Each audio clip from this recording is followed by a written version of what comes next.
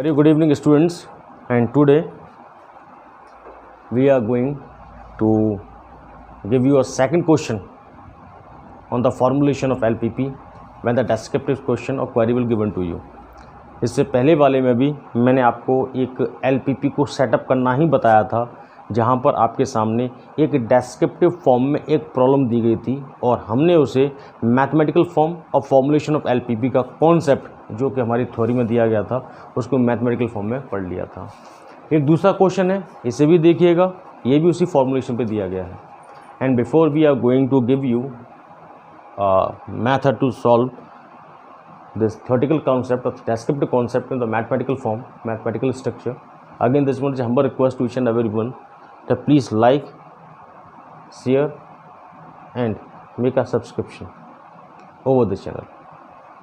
और मैंने जैसा कहा है आपसे, हो सकता है कि ये वीडियो आप लोगों के लिए बेनिफिशियल ना हो, मगर उनके लिए ज़रूर बेनिफिशियल है जो किसी ना किसी कारणवश या तो कॉलेज में नहीं आ पाते हैं या जिनकी इकोनॉमिक्स जो पोजीशन है ज़्यादा मजबूत नहीं है। तो प्लीज़ लाइक एंड शेयर ज़रूर करिएगा। देखिए क्वेश्चन पे आते हैं। क्वेश्चन एक बार पढ़िए। अ फर्म मैन्युफैक्चर्स 3 प्रोडक्ट्स, एक फर्म ने 3 प्रोडक्ट्स को मैन्युफैक्चर किया हुआ है ABC। The profits are ₹3, 2 and 4 respectively. एक प्रोडक्ट की बात की गई है। ए प्रोडक्ट पर होने वाला प्रॉफिट ₹3 है, बी प्रोडक्ट पर होने वाला प्रॉफिट ₹2 है, सी प्रोडक्ट पर प्रॉफिट होने वाला है 4 दिया गया है, रेस्पेक्टिवली इतना प्रॉफिट होता है। The firm has 2 machines. अब ABC जो कि एक फर्म ने प्रोडक्ट बनाए, इनको बनाने में हमें 2 मशीनरी यूज़ की गई हैं।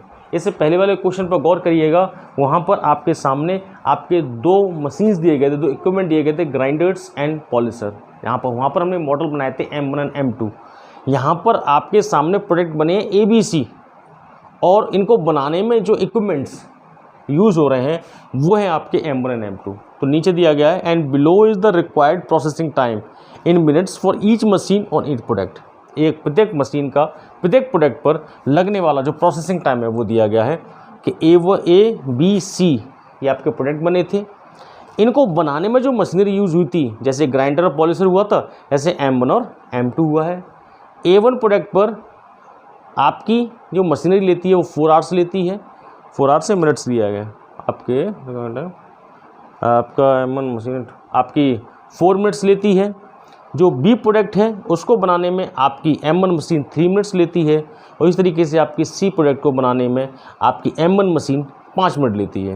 And the same is there कि ए प्रोडक्ट को जब M2 मशीन से बनवाते हैं तो उस पर लगती हैं 2 मिनट, बी प्रोडक्ट को बनाने में लगती हैं 2 मिनट और सी प्रोडक्ट को बनाने में लगती हैं 4 मिनट।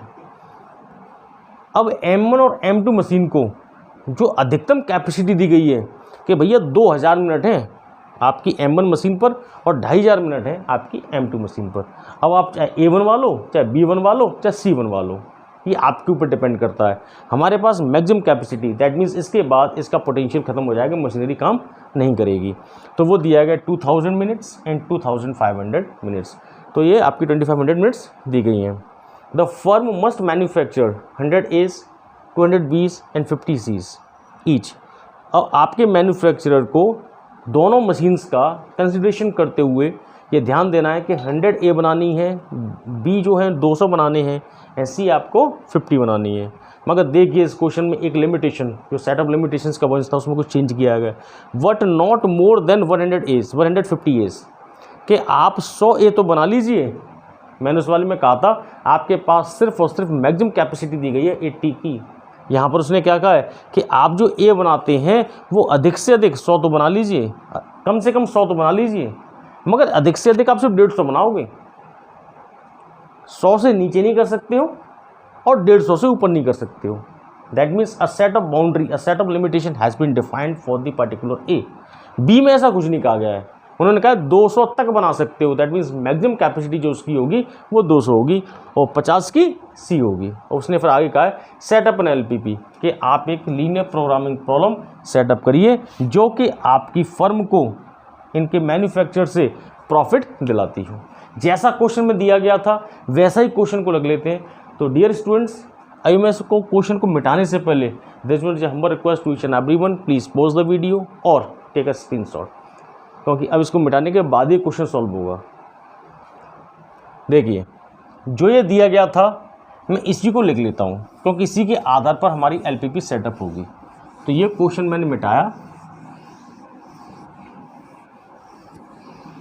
और जो दिया गया था उसको मैं यहाँ पर लिख लेता हूँ गिवन। जैसे उस वाले क्वेश्चन में मैं लिखा था, इसमें ऑलरेडी क्वेश्चन में दिया गया है, यहाँ पर ऑलरेडी टेबल फॉर्म में दे दिया। अगर मैं यहाँ पर आपका इस तरीके से बना लूँ तो देखिए टेबल फॉर्म में ऑलरेडी दे दिया उसने, ये आपको ऑलरेडी टेबल फॉर्म में उसने दे दिया, ठीक है ना। उसमें मुझे बनाना पड़ा था। और इसमें जो दिया गया है वो क्या चीज़ है, मैं अवेलेबिलिटी और ले लेता हूँ, ये इसमें नहीं दिए उसे ऐड कर लेते हैं। देखिए जैसा क्वेश्चन था वैसा ही बन गया। अब देखिए M1 मशीन को अधिक से अधिक जो आपको टाइम ड्यूरेशन दिया गया है वो है 200 मिनट्स। M2 मशीन को जो अधिक से अधिक टाइम ड्यूरेशन दिया गया है दैट इज़ 2500 मिनट्स। ये एक्स्ट्रा दिया गया था। मैं यहाँ पर या तो सीरियल नंबर लिख लूँ या मैं यहाँ पर इक्विपमेंट्स लिख लेता हूँ। ये जो ABC लिखा हुआ है ये आपका दिया हुआ है, ये लीजिए मैं ऐसे कर लेता हूँ, ऐसे तो लिखा हुआ तो वहाँ प्रोसेसिंग टाइम कर लेता हूँ, ठीक है ना। इसको मैंने इस तरीके से कर लिया, ये लीजिए, ठीक है ना। जैसा क्वेश्चन दिया था, जैसा पहला क्वेश्चन सॉल्व किया था उस तरीके से दूसरा क्वेश्चन बन गया। यहाँ पर ऑलरेडी टेबल बनी हुई मिल गई आपको तो और ज़्यादा बेटर हो गया। देखिए एलपीपी को सॉल्व करने से पहले मैं फिर से कहता हूँ कि जब भी कोई भी आपके सामने एक डिस्क्रिप्टिव क्वेरी दी जाएगी तो उसको सॉल्व करने के लिए आपको एलपीपी स्पेशल तौर पे कहिए तो कुछ ना कुछ वेरिएबल्स की हेल्प लेनी पड़ेगी। और मैं ये मान लेता हूँ कि यहाँ पर हमारे पास ABC 3 प्रोडक्ट बात की गई है, तो X1, X2, X3 3 वेरिएबल हैं जिनकी मैं हेल्प लूँगा इस दिए हुए डिस्क्रिप्टिव क्वेरी को मैथमेटिकल फॉर्म में कन्वर्ट करने के लिए। तो यहाँ पे देखिएगा मैं लिख लेता हूँ कि let X1 number of product, number of unit produced of product A, ठीक है ना भाई। एक प्रोडक्ट पर लगने वाली समय दिया हुआ था, एक प्रोडक्ट पर होने वाला प्रॉफिट दिया हुआ था, दो चीज़ें शो की थी उसने, ठीक है ना। बी प्रोडक्ट पर लगने वाला समय दिया था, बी प्रोडक्ट पर होने वाला आपका मैक्सिमम प्रोडक्शन कैपेसिटी निकाल लेंगे। तो देखिए X1 number of units produced of product ए, ऐसे मैं मान लेता हूँ कि बी के लिए कि नंबर ऑफ यूनिट्स, भाई बी प्रोडक्ट पर होने वाला समय दिया है और बी समय पे होने वाली प्रॉफिट दिया है। तो एक प्रोडक्ट की बात की थी तो मैं तो ये मानता हूँ ना भैया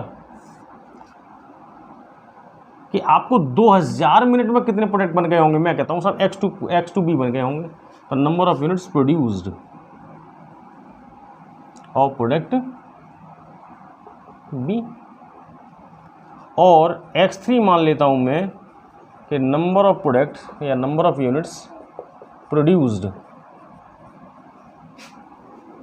ऑफ प्रोडक्ट सी, ठीक है ना भाई। ए प्रोडक्ट को बनाने में आपकी M1 मशीन ने 4 मिनट ली और ए प्रोडक्ट को बनकर जब वो तैयार हो जाता है तो उस पर कुछ रुपए का प्रॉफिट दिया गया था और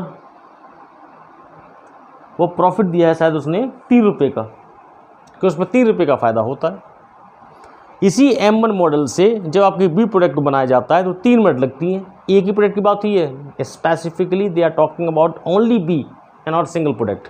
सिंगल प्रोडक्ट को बनाने में 3 मिनट लगती हैं and the profit on the production of B product by the help of M1 machine and that one is 2 rupees. और ऐसे आपके सी वाले का दिया गया है कि M1 मशीन से जब आपकी सी प्रोडक्ट को बनाया जाता है तो इसमें लगने वाला समय जो कंज्यूम होता है that one is 5 minute and the profit is also 4 rupees. ये आपका दिया गया था। तो ये एक एक प्रोडक्ट के दिए गए, मैं कहता हूँ 2000 मिनट है, 2500 मिनट है। तो X1 प्रोडक्ट बन के तैयार हो जाते हैं A1 के, X2 प्रोडक्ट बन के तैयार हो जाते हैं B के, X3 प्रोडक्ट बन के तैयार हो जाते हैं C के। क्योंकि मुझे LPP सेटअप करनी है तो कुछ ना कुछ वेरिएबल लेना ही पड़ेगा। ये मैं ले लिया। मैं नीचे वाला पोर्शन मिटा रहा हूँ, ठीक है ना, कि उस टेबल का तो यूज़ होगा। देखिए मैं ये भी लिख लेता हूँ प्रॉफिट ऑन ए, रुपीज़ है आपका sir 3 rupees, B profit on B वो है ₹2, 2 ही दिया था, एंड प्रॉफिट ऑन सी वो है ₹4। ये दिया हुआ है आपके क्वेश्चन में। एक प्रोडक्ट पर 5 रुपये, एक प्रोडक्ट बी पर 2 रुपये, एक प्रोडक्ट सी पर 4 रुपये, ठीक है ना।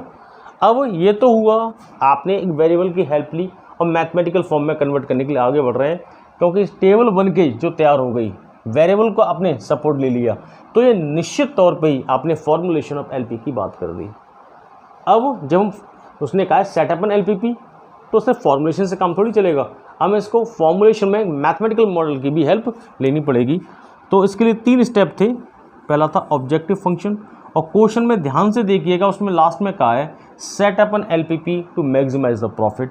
तो यहाँ पर ऑब्जेक्टिव फंक्शन, और मैंने कहा कोई भी इंडिविजुअल हो चाहे कोई भी कॉर्पोरेट हाउस हो, वो 2 ही उद्देश्य से काम करता है, या तो उसे अपने प्रॉफिट सबसे ज़्यादा करने होते हैं और अपने लॉस को मिनिमाइज़ करना होता है।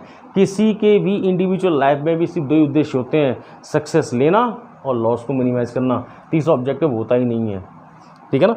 कोई कैम नो प्रॉफिट नो लॉस पर काम करते हैं, सिर्फ दिखावा है, इसके अलावा कुछ नहीं है, क्योंकि वास्तविकता में सिर्फ 2 ही उद्देश्य होंगे, या तो मैक्सिमाइजेशन या मिनिमाइजेशन। तो ऑब्जेक्टिव फंक्शन है, ऑब्जेक्टिव फंक्शन में मैंने कहा कि कोई भी फंक्शन हो उसे हम जेड से लिखते हैं, चाहे वो मिनिमाइज हो और चाहे वो मैक्सिमाइज हो। बात कही गई आपसे क्वेश्चन में मैक्सिमाइज की, तो मैंने मैक्स जेड लगा दिया। फिर से देखिए, एक प्रोडक्ट ए बनाने पर आपको प्रॉफिट हुआ था 5 रुपये का, आपने टोटल प्रोडक्ट तो बना दिया भाई x1, तो आपको ए प्रोडक्ट पर टोटल प्रॉफिट कितना होगा 5x1। बी प्रोडक्ट पर आपको प्रॉफिट हुआ सिर्फ एक इंडिविजुअल प्रोडक्ट पे 2 रुपये, आपने टोटल प्रोडक्ट तो बना दिया भाई x2, तो कितना हो गया आपका 2x2। ऐसे ही आपके सी प्रोडक्ट पर एक इंडिविजुअल प्रोडक्ट पे प्रॉफिट था 4 रुपये, टोटल प्रोडक्ट बनाते हो आप x3, तो ये बन जाता है आपका 4x3। ये आपका बन के तैयार होता है ऑब्जेक्टिव फंक्शन। दूसरी चीज़ दी गई थी इसमें सेट ऑफ लिमिटेशन, कि वो बाउंड्रीज जिनको ध्यान में रखते हुए आप एक ऐसा सेटअप करना चाहते हो जिससे कि आपका ऑब्जेक्टिव आपके प्रोडक्ट ए बने या बी बने या सी बने, मगर आपको मैक्सिमम से मैक्सिमम प्रॉफिट अर्न करके दे, ठीक है ना। और वो कंडीशंस क्या है वो देख लीजिए। M1 मशीन पर, M1 मशीन आपकी जो टाइम ले रही है वो कितना है,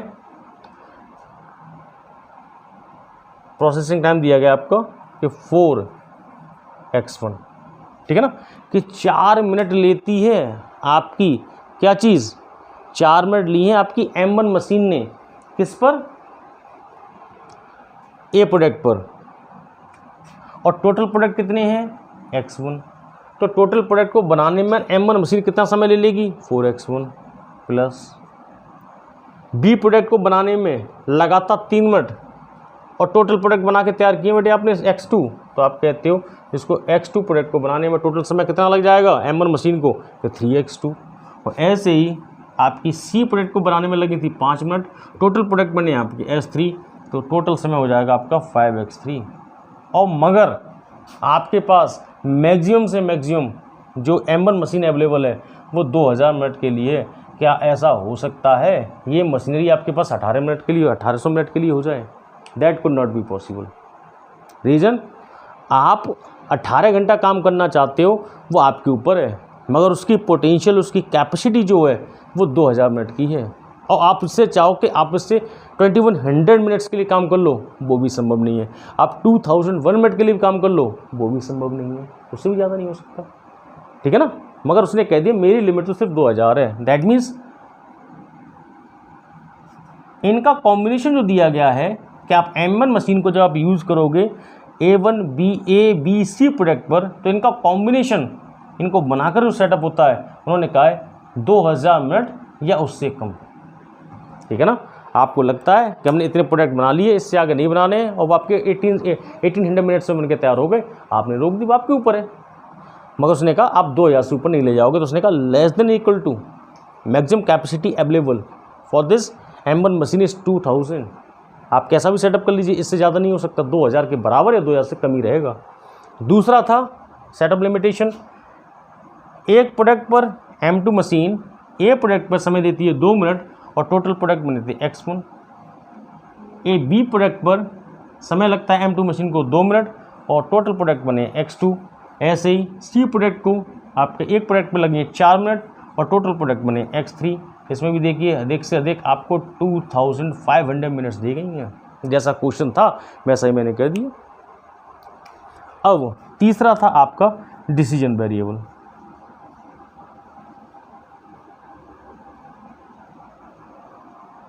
ठीक है ना, क्योंकि आप प्रोडक्शन कर रहे हो तो प्रोडक्शन की कैपेसिटी एक प्रोडक्ट बनेगा, ए प्रोडक्ट ए बन गया, दैट मीन्स 0 से ज़्यादा ही होगा ना। ठीक है ना, मगर उसने क्वेश्चन में क्या कहा, that you should make A 100, B 200 and C only 50। आपको ए बी सी जो प्रोडक्ट बनाने हैं वो 100, 200 और 50 ही बनाने हैं डियर स्टूडेंट्स। मगर ए के साथ में कंडीशन और ऐड कर दी उसने कि that you can make a production of this particular product A up to 100 but not more than 150। कम से कम आपको जो बनाने हैं वो 100 हैं। तो मैं डिसीजन वेरिएबल में कह सकता हूँ कि जो आपका X1 है, X1 is there for A product, जो X2 है वो आपका बी प्रोडक्ट और जो X3 है वो आपके सी प्रोडक्ट के लिए, ये तो दिया गया था।